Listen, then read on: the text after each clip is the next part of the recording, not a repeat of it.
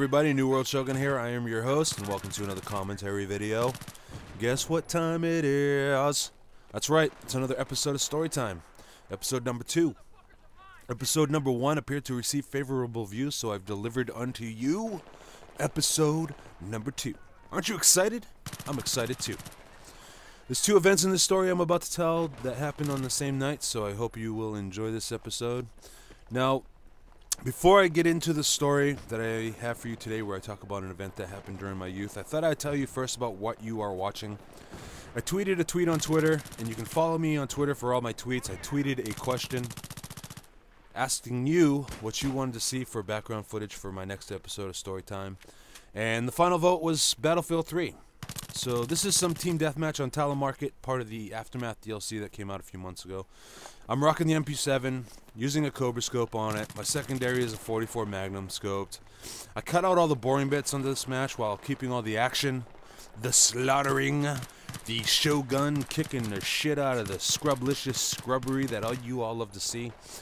This match was about 30 minutes long. I cut it down to just under probably 11 minutes.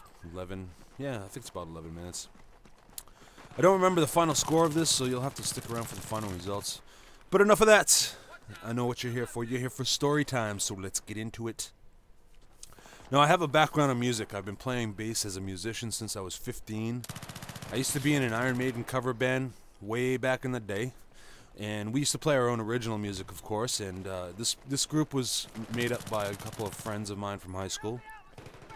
We were pretty good for our age, and one day we decided to take our talents and try to pursue a career at being rock stars. We never really got to that level, of course, but eventually we were what I would consider semi-successful at it.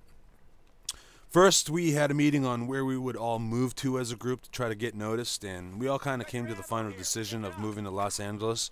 So at the age of 21, my guys, myself, we all packed our shit up and we moved to Los Angeles out west.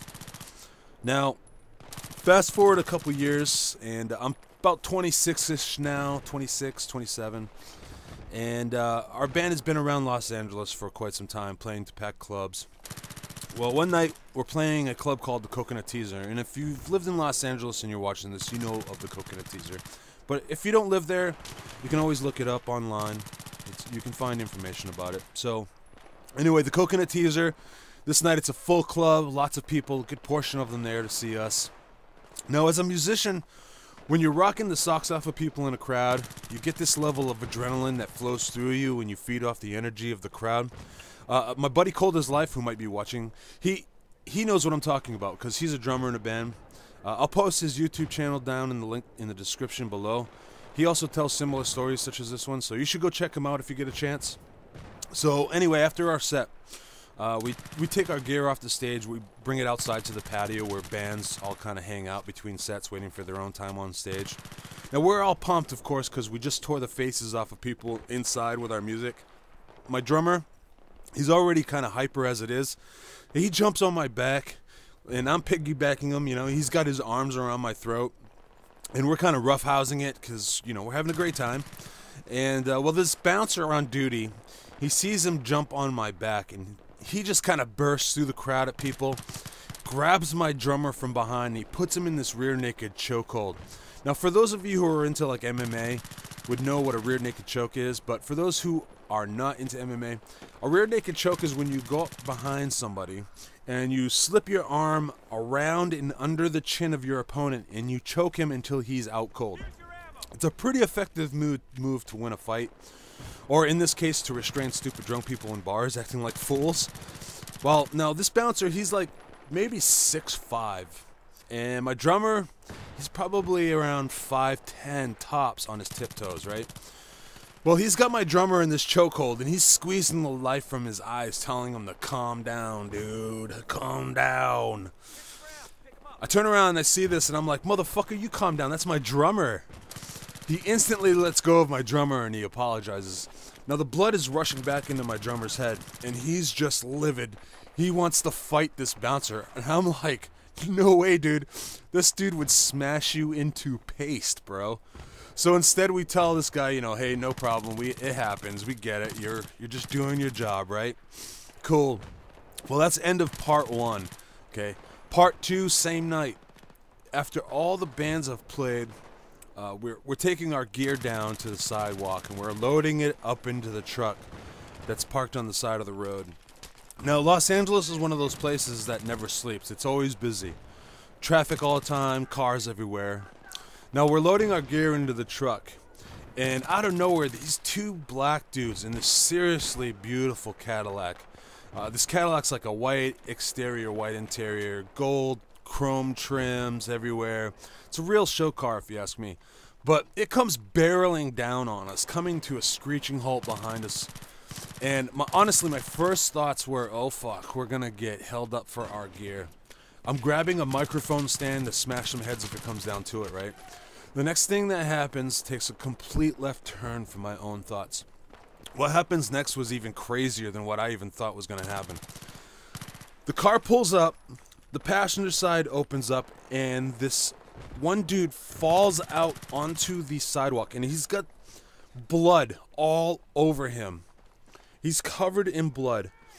And the driver jumps out, runs around the front of the vehicle, runs over to his buddy, and he's like, "You're gonna be okay, man, you're gonna be okay." And he turns to us and he's like, "Call an ambulance."